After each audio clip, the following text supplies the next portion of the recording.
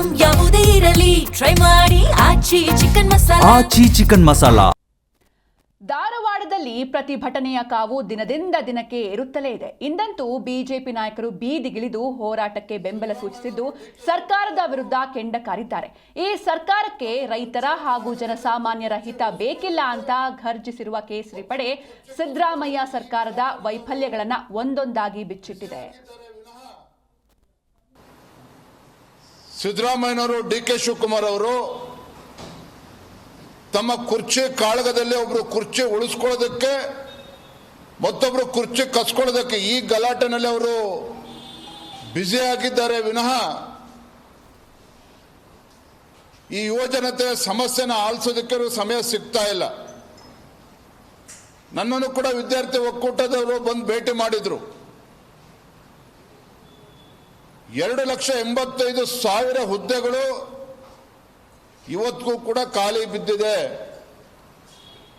ಅದನ್ನ ನೇಮಕಾತಿ ಪ್ರಕ್ರಿಯೆನ ಪ್ರಾರಂಭ ಮಾಡೋದಕ್ಕೆ ಆಗ್ತಾ ಇಲ್ಲ ಕಾಂಗ್ರೆಸ್ ಸರ್ಕಾರಕ್ಕೆ.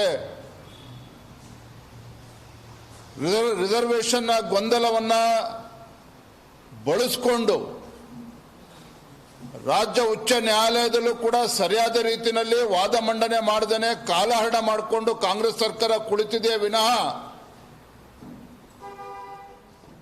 ಯುವಜನತೆಯ ಬದುಕನ್ನು ಕಟ್ಟಿಕೊಡುವಂತ ನಿಟ್ಟಿನಲ್ಲಿ ಖಾಲಿ ಹುದ್ದೆಗಳ ಭರ್ತಿಯನ್ನ ನೇಮಕಾತಿಯನ್ನ ಮಾಡೋದಕ್ಕೆ ಯಾವುದೇ ಒಂದು ಇಚ್ಛಾಶಕ್ತಿ ಕಾಂಗ್ರೆಸ್ ಸರ್ಕಾರಕ್ಕೆ ಕಾಣ್ತಾ ಇಲ್ಲ. ಈಗ ಆಡಳಿತದಲ್ಲಿರ್ತಕ್ಕಂಥ ರಾಜ್ಯ ಸರ್ಕಾರ 2,84,000 ಹುದ್ದೆಗಳನ್ನು ತುಂಬಬೇಕಾಗಿತ್ತು, ತುಂಬಿಲ್ಲ. ನಾವು ಅಧಿಕಾರಕ್ಕೆ ಬಂದ ಒಂದೇ ವರ್ಷದಲ್ಲಿ 1,00,000 ಹುದ್ದೆಗಳನ್ನು ತುಂಬುತ್ತೇವೆ, 2ನೇ ವರ್ಷದಲ್ಲಿ ಸಂಪೂರ್ಣಗೊಳಿಸ್ತೇವೆ ಅಂತ ಹೇಳಿದರು. ಅದರ ಪ್ರಕಾರ ಏನೂ ಆಗಿಲ್ಲ. ಆ ಕಾರಣದಿಂದಾಗಿ ರಾಜ್ಯದಲ್ಲಿ ಈಗ ಯುವಕರು ಆಕ್ರೋಶಗೊಂಡಿದ್ದಾರೆ, ಹೋರಾಟಗಳನ್ನು ಮಾಡ್ತಿದ್ದಾರೆ. ಆ ಕಾರಣದಿಂದ ಅವರಿಗೆ ಸಹಕಾರಿಯಾಗಿ ನಾವು ಕೂಡ ಇವತ್ತು ಅವರ ಹೋರಾಟದಲ್ಲಿ ನಾವು ಭಾಗವಹಿಸ್ತೇವೆ. ರಾಜ್ಯ ಸರ್ಕಾರ ಯಾಕೆ ತುಂಬಿಲ್ಲ ಅಂತಂದರೆ ಅವರ ಖಜಾನೆ ಖಾಲಿಯಾಗಿದೆ.